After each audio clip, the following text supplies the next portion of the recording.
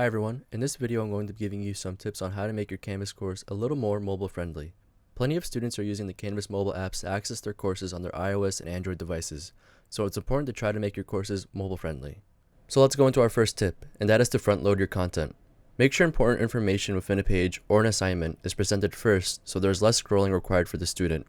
And if you're using images within a page, I recommend adding them towards the bottom of the page so they don't cause slow load times and take too much space from scrolling.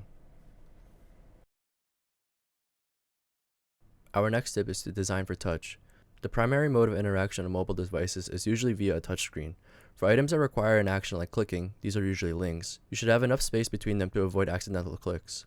If you have multiple links on a page, instead of putting links right next to each other, I recommend stacking them on top of each other with a space in between them. The next tip is to chunk your content. Typically, students will be checking course content on their mobile devices for a short period of time. Instead of having all the content in a given module on one page, which can be overwhelming, try separating your content over several short pages. You can use modules to organize content into a table of contents. Here's an example.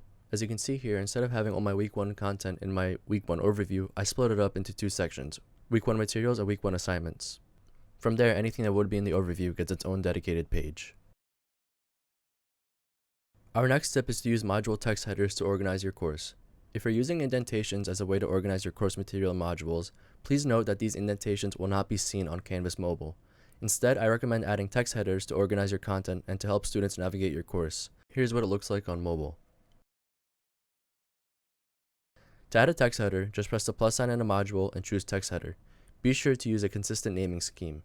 Our next tip is to present content with Canvas pages. Whenever possible, use Canvas pages to create content rather than Word documents and PowerPoint presentations.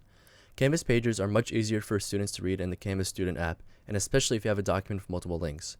They will be easier to click on a Canvas page. Here's an example of the same file uploaded as a PDF document, a Word document, and a Canvas page. As you can see, the Canvas page is much easier to read on mobile. Our next tip is to keep instructions platform neutral. You won't really know if students will be using Canvas on their desktop computer or their mobile devices, so it is best to keep any directions platform neutral to avoid any student confusion. Avoid using instructions that include specific directions for one platform only. In your assignment directions, include guides for all platforms. In the description of this video, I'll be including 3 links to assignment guides for desktop computers, iOS, and Android devices that you could add to your course. So those are some of our tips for designing with mobile. When designing your course for mobile, be sure to test out your course yourself on a mobile device to identify any problem areas you can work on. I hope you enjoyed this video. If you have any more questions, feel free to reach out to us at the Office of Instructional Design.